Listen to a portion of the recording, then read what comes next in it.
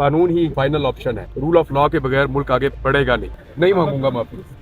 मुझे कत्ल करने की कोशिश की गई थी, मेरे लिए तो बड़ी हैरत की बात है। ऐसे कोई कैमरे में कैसे सामने आके वो झूठ बोल। हमारे काकड़ साहब को तो मैं इधर के दुकानों पे देखता था, इधर बैठ गए हमारे साथ चाय पीता था। ये तो मैं वापस आया तो पता चला कि वजीर आजम बन गया वो। क्या उनसे बात की, उनकी बात सुनी भी है। सही हाथ मनोज बड़े मेहमान नवाज है, मैंने उस दिन भी ये बात कही थी। अच्छी बात नहीं है। जो उस दिन रात को हुआ वो हमने देखा, उसमें दुख हुआ। आईजी पंजाब ने झूठ बोला कि आईजी इस्लामाबाद ने झूठ बोला कि टॉर्चर नहीं किया, हालांकि हम सब ने विजुअल्स देखे टॉर्चर के। बिल्कुल।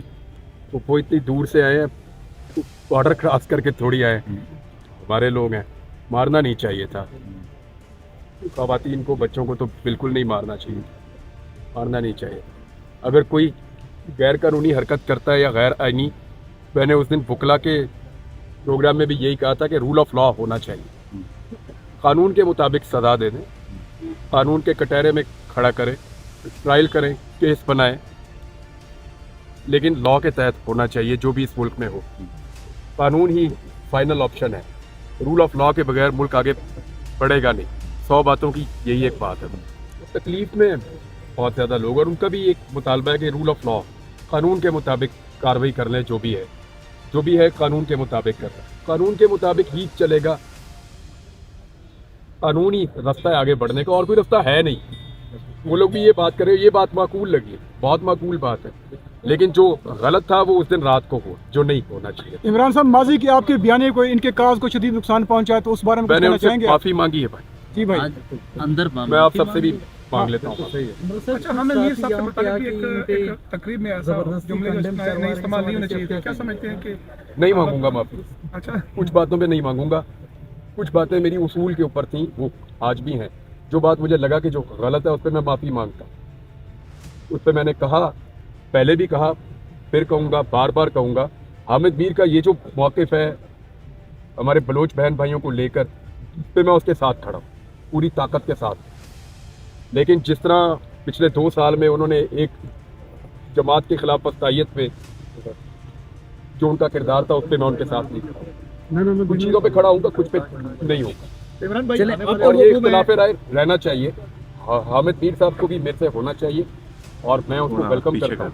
मुझे कत्ल करने की कोशिश की गई थी, वो किसी वक्त के लिए छोड़ रखे, यहाँ मैं किसी और मकसद के लिए आया। हाँ बिल्कुल, मैंने उनसे ये प्रॉमिस किया कि रूल ऑफ लॉ के लिए मैं बोलता रहूँगा, और जहाँ ज्यादती होगी उसके खिलाफ मैं जब बोलूँगा बात करूँ। कहा वो मुझे बहुत दुख हुआ सर, आपसे बहुत दुख हुआ मुझे। किसी को अगर आप चोट लगे तो उसको मरहम नहीं लगा सकते, तो उसके जख्म को नहीं कुरेदना चाहिए। देखे, वो तो छोटी बात है, जो टॉर्चर हुआ वो ज़्यादा अफसोसनाक था। मैं बोल रहा हूँ कि वो गलत था, लेकिन आईजी इतने आराम से कह गए कि कोई टॉर्चर नहीं हुआ, मेरे लिए तो बड़ी हैरत की बात है। ऐसे कोई कैमरे में कैसे सामने आके वो झूठ बोल। कोई बात नहीं, जुडिशरी ही आपकी आखिरी ऑप्शन होती है भाई, और कोई ऑप्शन आपके पास होता नहीं है। तो अदलिया से ही तो आपको उम्मीद होती है। रूल ऑफ लॉ से होगा भाई, मैंने पहले भी कहा कि रूल ऑफ लॉ से ही होगा। जब हम तय कर लेंगे कि मुल्क कानून के तहत चलेगा और कानून की हुक्मरानी होगी, तो फिर ये मुल्क चलेगा। यार वैसे काकड़ साहब को तो मैं इधर के दुकानों पे देखता था, इधर बैठ गए हमारे साथ चाय पीता था।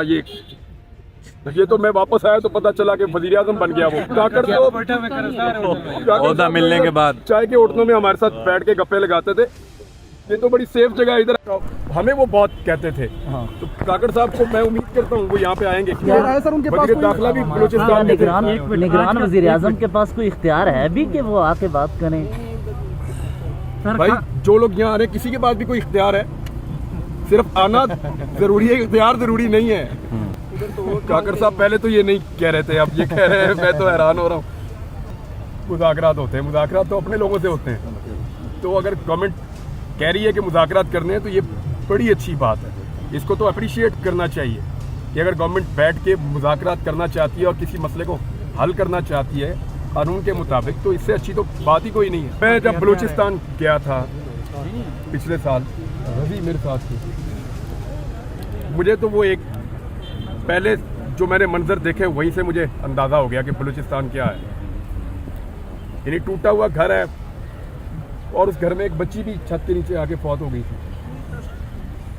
उन्होंने हमें देखते ही अपने दुम्बे ज़िबा करना शुरू कर दिए थे कि हमने खाना खाए बगैर नहीं आपको जाने देना। होता मैंने दे दिया था, ना होती मेरी जान। तब भी कहा था भाई, तब भी बोला था, उस वक्त भी बोला था। तो वो बड़े मेहमान नवाज हैं, बहुत मेहमान नवाज हैं और बहुत बड़े दिल के लोग हैं। अभी मैंने इनसे बात की तो उन्होंने कहा हमारा दिल बहुत बड़ा है, हमारा दिल बहुत बड़ा है, सिर्फ हमारे लिए सब लोग आवाज़ उठाओ कि हमें इंसाफ मिले। वो ये बात कर रहे हैं।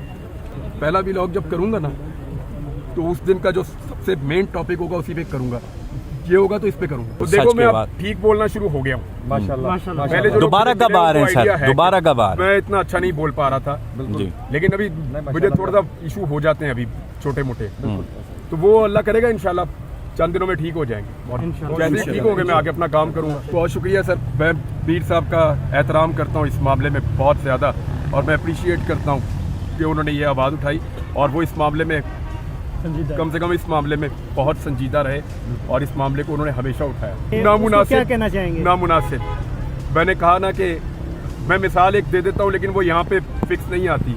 आपने देखा है कभी इंडिया में किसी को पकड़ लेते हैं, मुसलमान को कहते हैं जय श्री राम कह नहीं तो मार देंगे। तो मुझे तो वो सीन याद आ गया।